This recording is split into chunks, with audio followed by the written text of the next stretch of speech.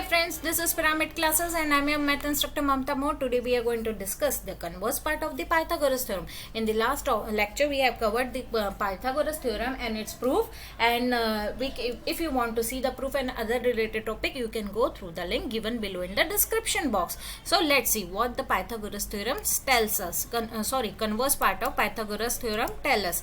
The converse part says that in a triangle, if the square of one side is equal to the sum of the square of other side, then the angle opposite to the first side is a right angle. Means you have given a triangle and you also have given that the one side square of the length of one side is equal to the square of the length of sum of the other two sides. So we construct a triangle ABC such that AC square is equals to AB plus BC, AB square plus BC square, and we need to prove that the vertex B is of 90 degree which is facing AC.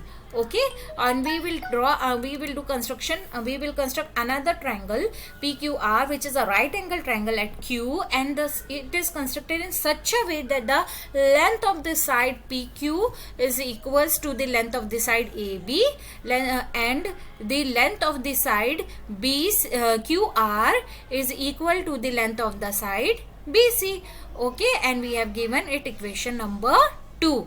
As we see that here a triangle PQR is a right angle triangle, so we can apply Pythagoras theorem at here. So we can say that the sum of the square of one side is equal to the sum of the square of other two side, that is PR square is equals to PQ square plus QR square according to the Pythagoras theorem. But from the equation number 2 we have constructed the length of PQ is equals to AB and length of QR is equals to BC. So we can replace this PQ and QR by AB and BC. And on comparing equation number 3 and equation number 1, we get AC square is equals to AB square and BC square, and PR square is equals to AB square plus BC square. Since the right hand side of both equation are equal, therefore the left hand side will be automatically equal.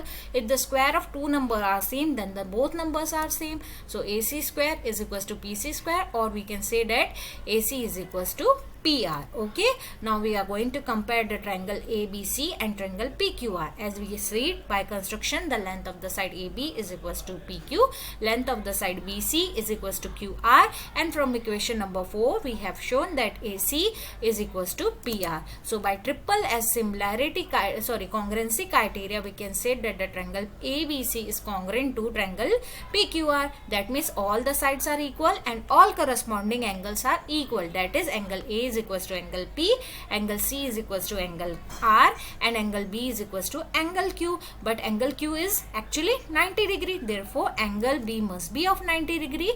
Hence, we have proven that if you get a triangle in which the square of one length of one side is equals to the sum of the square of the length of other two sides, then the angle or the vertex facing that first side is of 90 degree, or we can say that it is a right angle triangle.